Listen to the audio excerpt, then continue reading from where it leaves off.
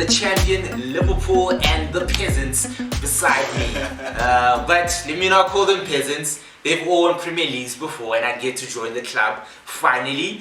Gents, welcome. How you guys doing? How you feeling? Final game week of Premier League 2019-2020. How are you guys feeling? What a season. What a season. Mm-hmm. I feel like we're saying that for different reasons, but it has No, I'm saying, you remember how we said with Leicester, what a season? Yeah, for sure. But I'm what saying a season. Liverpool have won the league. But I'm saying even for you, they deserved it though. Yeah. For you as United, I'm sure it's been up and down. For Arsenal as well, it's been its own story. It has been. At one point, Ole, they wanted him off the wheel, and then he got back on the wheel Quickly. Listen, football is tough, guys. Supporting football, and you know what makes it tougher? It's the banter. Because if everyone just kept quiet, we'd all just move on from our losses. But because everyone's shouting at everyone and laughing at everyone and posting memes, you know you guys who post memes. That meme, I'm tired of that meme with Pogba, Rashford. There's even one for Liverpool. I hate that meme. Please stop posting that meme. Let's leave it behind. That's one of the problems that we need to live with Corona behind this year. Let's just put that behind us. This is the final game week. Let's stop posting that meme. You know, but I must say there's space for banter because you have to back your team, and to be able to stand up in the times when people are coming for your team and back it. That's signs of loyalty, and I think a lot of people find it very difficult to be loyal. Among the three of us, who do you guys think takes banter the best, and who takes it the worst? You take it the worst. You lie about your team all the time. This was a set. I take L's. I take my banter. No, you don't take L's. I take my banter's grace and I dish it out.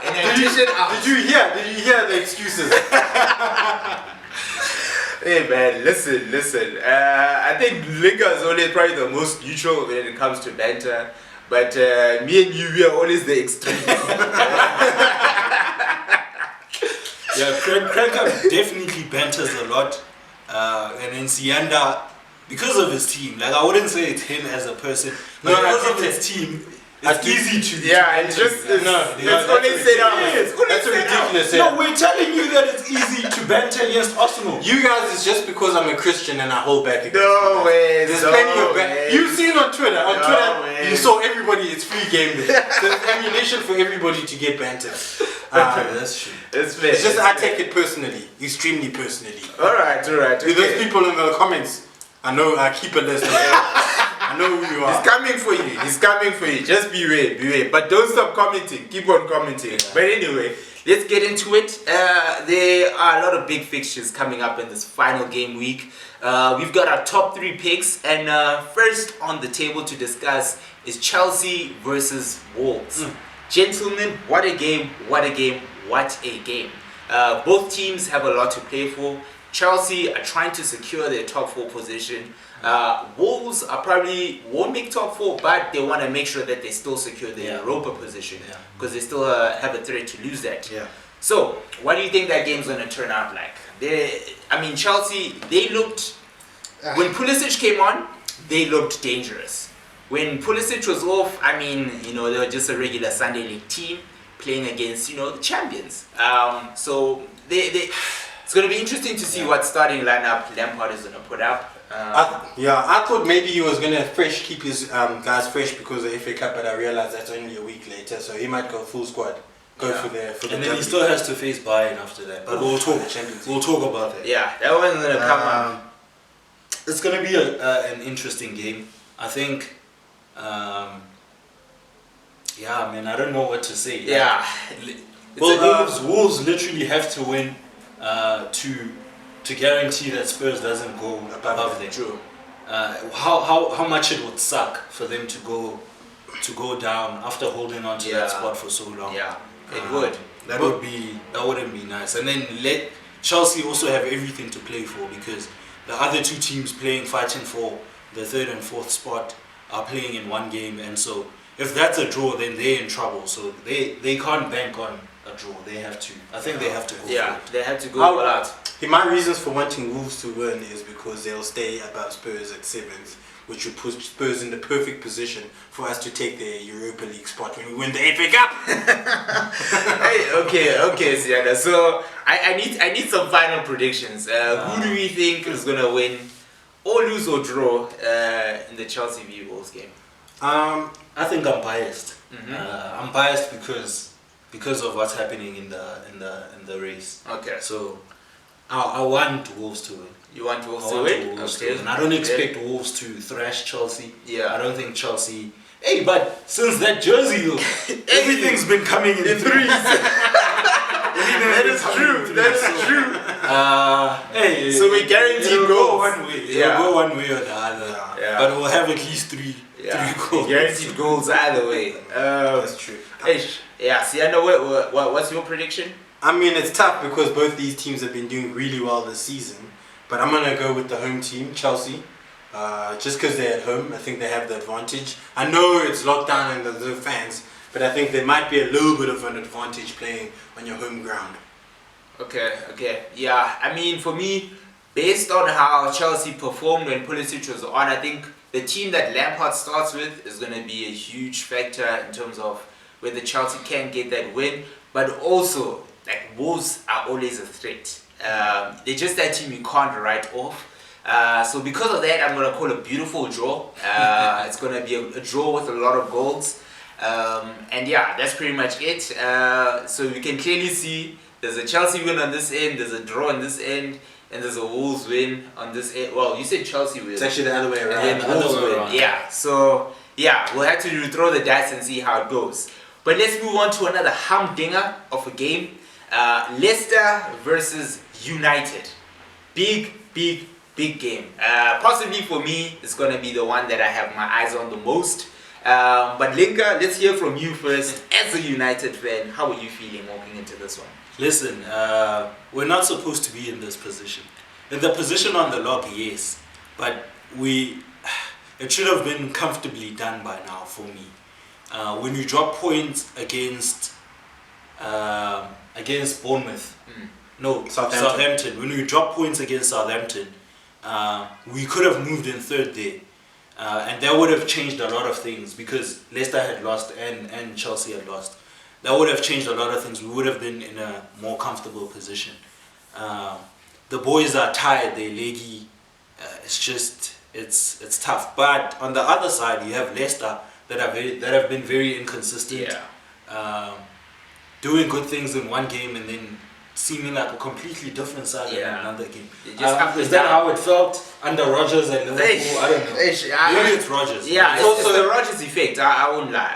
Yeah. What you got to pay attention to is the stats in terms of home and away games, where Leicester, a lot of the times their performances have been at home and you guys are playing away. So I don't know how you guys' away fixtures have been like at United, but Leicester tend to do very well when they're playing at home. We'll see. Yeah. I think if it was a packed stadium, that would definitely change a lot of things. I mean, I have in my head, I have still nightmares about that game with Di Maria when we got 5-3 in Leicester's first season back in the league. When Di Maria played for us, we got beat 5-3. It was a hard one. Yeah, but with an empty stadium, with the inconsistencies and how they've been playing, and with everyone fighting for everything, I don't know, man. I think United should do it. Realistically, we should be able to do it. Comfortably or not, I don't know. But the way the last few game weeks have gone, I'm nervous. A lot of United fans were happy, saying that we only needed 2 points from the last 2 games, 2 draws. But I still felt like I wouldn't be as nervous as I am if we won against West Ham, because the momentum build up is also a thing where it feels like, yes boys, let's finish strong. We just had a really good game and let's get into the next one and finish the job off. But yeah, it didn't look good. So yeah, I know. I mean, I have a theory. Jamie Vardy knows Maguire's weak spots. So anything can happen. But yeah, I think I agree with Linka. They've just been inconsistencies on both teams, especially now towards the end. So you're literally throwing out the dice and hoping that one of the teams show up on the day. But because I don't want to see United playing Champions League next season, I'm hoping Leicester wins. I'm hoping we see a Jamie Vardy masterclass. So I'm going to give it to Leicester for the win. So Leicester for the win. Leicester backing for the all win. the home teams. Okay, and it's a clear United for the win on this end. Alright. So we've done with the top half, or at least with the top half games that are hot. Now let's move to the bottom. West Ham versus Aston Villa. What a surprising. Those are the two teams. Listen, they are. What positions are they on? Aston Villa is 17th and West Ham is 15th. But the points difference is, I mean, West Ham is basically safe. West Ham are fine. They're fine. Those are the two teams I predicted to go down, and it looks they're fighting. I mean, they're fighting. Well, West Ham have fought. Aston Villa did. Aston Villa fighting last week. Aston Villa did really well. Antonio just started scoring goals again.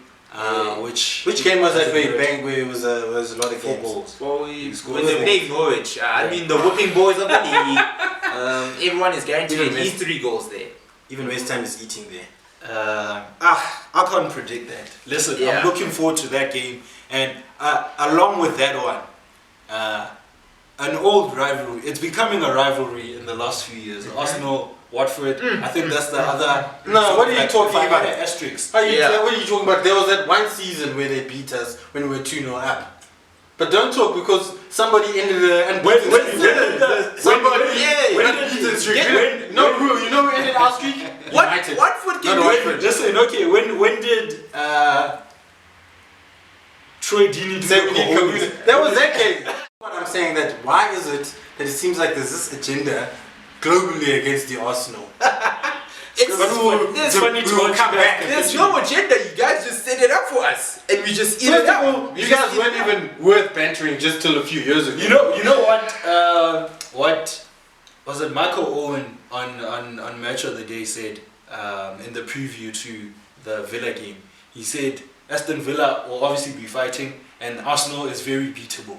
That's what he said. Who did Michael Owen play for? Have you heard Michael Owen's commentary on any Arsenal? Whenever Arsenal's playing, actually it's so bad that they'll be like, nah, that's not a foul. They should just get up when the guy's obviously injured. Listen. We're talking about the Premier League. We're not talking about Arsenal. I know we love talking about the Goonies. But before we get to Arsenal, I still want to hear some of your thoughts on West Ham Villa. Obviously, I want Villa to lose because they're one of my predictions. Is it not because they beat you guys last week? For me, at this point in time, like after the last 2 Tottenham, it was inconsequential what happens to us because I wrote the season off. You know what I mean? Okay. So obviously, it wasn't nice to lose to Villa. Yeah. But it was like, we weren't in it anyway. You know what I mean? All right. But in terms of the predictions, at least you need to get 2 out of 3 here. So I need Villa to. This guy is coming from.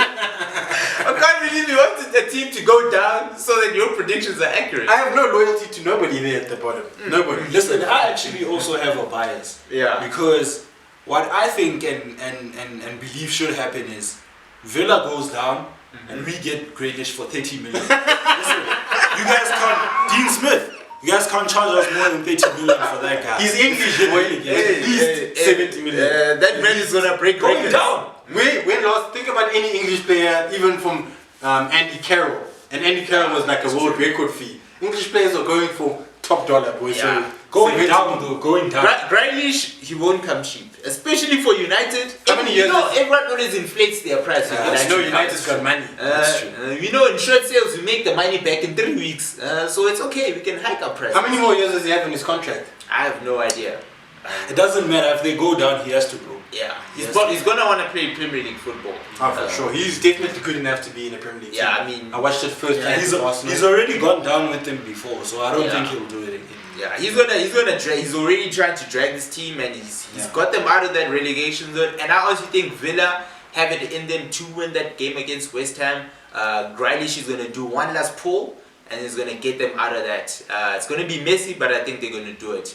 And unfortunately, and even if Villa lose, I think Arsenal is going to do them a big favour and beat Watford. Oh yeah, we're whipping. We're finishing on a high note. So that's what making predictions. That one is in the bank. Okay, we have that on Rick. But yeah, I think Villa are going to take that win. And then if they do lose, I think Arsenal are going to do them a favour. It's tight because the records are very similar because both teams haven't really experienced a loss in the last 3 games. There's wins and draws, so they pretty much on form, I'd say. Both teams. Yeah, both so it should be, for me, it's the one with the most stakes and probably the most pressure of all the games, at least for Aston Villa. Yeah. Obviously United. Yeah, Wolves got feeling the pressure with Leicester. That's true because it's Europe. Yeah. We're still going to Europe either way. Yeah. It's just which Europe. Thursday night. To Azerbaijan.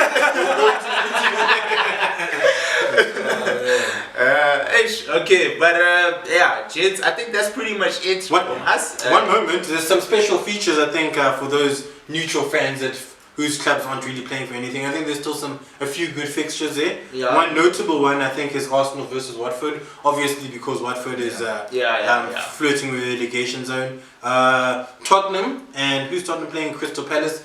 Possibility of moving up because they want to move up into securing into a Europa League, especially given that we are playing in the FA Cup, who will take the 7 spots. So whoever loses, Wolves also has that pressure, but I guess we already spoke about that one. And there's nothing other than those ones.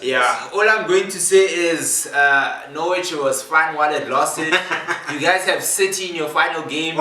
So just, I would say, man, bring Vaseline, bring whatever you need to prepare yourself, because, you're going to have some serious wounds. You're going to need to have some, sellotape, plaster, whatever you name it, whatever you call it, just bring it. Listen, you can't win 5 games in the Premier League and expect to stay up. They've won only 5. 5. That must be a world record. That must be a record. Wow. I don't think it's a record. Do you think there'll be worse than 5 wins? They may have. But it's bad. So, question: if you are a first-team player at Norwich, do you want to play against Man City, or do you just say, play the lighties? In all honesty, they haven't really been playing for pride, so I might as well put on the youngsters, because those guys play like they don't care. Those guys are still playing for position. Yeah, they're not even playing for Premier League contracts. Like, Pookie hasn't even really tried to show up in any way, so he's clearly a championship player. That's what those players have proven. Championship players. Maybe we can talk about that next time. Which of the players would you want from the bottom 3 teams that are going down? Obviously, Link has already mentioned Grealish. There's some players at Norwich. I've seen Cantwell. Cantwell. He's got the talent, but I think I still don't see him in a top 6 team. I think he's definitely a mid-table type player. Arsenal. But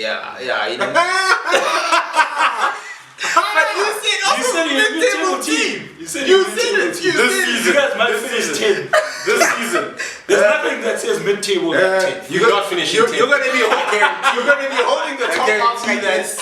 You'll be holding the top half like this. I'll do something on the video if we finish 10. Alright, we'll also do a whole season preview. Talk about a couple of things as well. Because the season's around the corner again, which is unfortunate for us because there's not a lot of time for those teams rebuilding their squads and resetting up. Would you guys feel like you guys are more on the after the rebuild or still in the process of rebuilding at United? Now we're still rebuilding.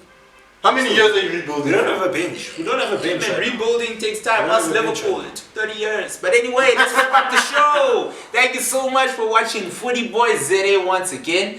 We are looking forward to the final game week. Please comment down below. Let us know some of your thoughts and opinions. Maybe you missed some hot games, or maybe you want to tell us something about the Arsenal game, or the Liverpool game, or the United game, or whichever team you support. Comment down below, let us know some of your thoughts. Remember, like, comment, subscribe, notification bell, and share this with all your friends and family. From the Footy Boys ZA, we are signing out. Peace.